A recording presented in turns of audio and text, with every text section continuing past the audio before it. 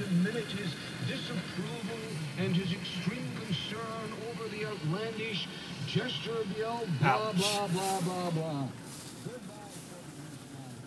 Wow.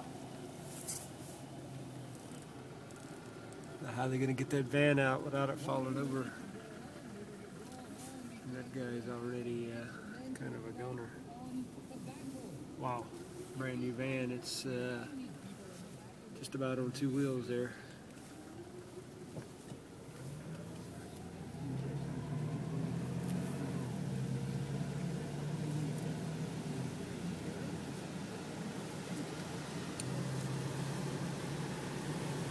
Quite a few people didn't make it home yesterday, unfortunately.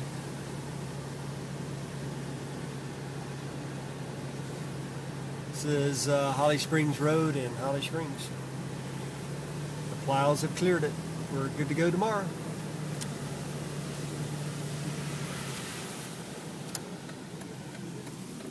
A lot of people ended up parking down here too.